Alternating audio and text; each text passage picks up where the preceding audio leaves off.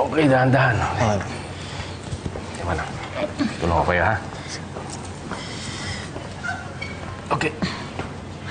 Yan, okay Manang. Konti na lang. Makakalakad na ho kayo ulit. Okay.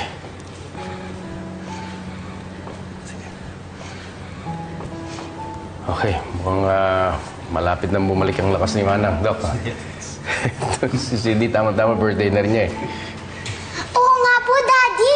Makaka-attend po ng birthday party si Yaya. Sige Manang. Hakbang naman. Alalayan ko kayo.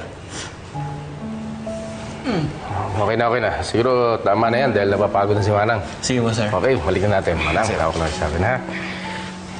Okay.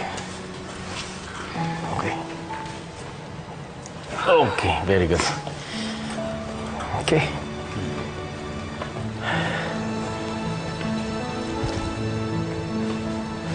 Taas, Manang.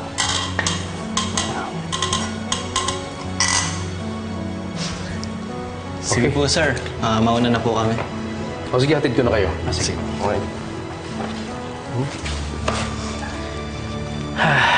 Alam niyo, Doc, mahala kasi Manang ngayon, ano? Yan nga gusto kong mangyari sa kanya. Lakas ang loob niya. Galing siya kagad. Malaki ang improvement niya, Mr. Fentebella. Actually, milagro itong nangyayari sa kanya. Hindi lahat ng pasyente may kagaya niyang kondisyon ay nagkakaroon ng ganitong improvement sa pinakaiksing panahon. Sana nga, gumaling siya kagad. Maganda rin ang resulta ng mga physical exams niya lately. Mukhang babalik sa normal si Loleng, Mr. Fentebella. That's good. Thank you, Doc, ha? Okay, welcome. Okay. Well, go ahead. Yes, Doc. Thank you very much. Okay. Manang, okay na kayo? Di ba kayo napagod? Okay lang. Okay. Daddy, pwede pa po natin ipasyal si Yaya sa park?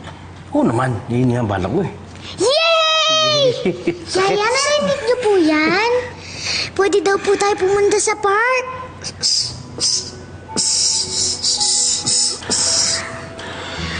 Daddy, did you hear that? Nagsalita po ng konti si Yaya.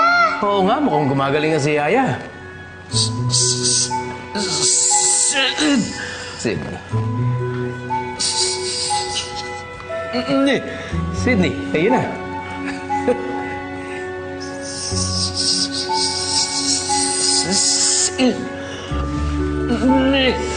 Sydney, ikaw yun.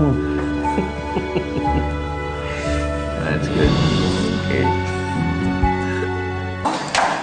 Kiaro, Susunduin mo na si Sydney? hindi. Mas mabuti nga na nandoon si Sydney kasi meron akong chance na dumalaw-dalaw at makita si Rome. At para na rin bantayan yung si Loleng. Kailangan makaisip ako ng paraan kung ano bang plano ko dun sa matandang yun. Gusto mo sumama? Oo naman. Nakaayos ako. Ikaw ba ba? Halika na.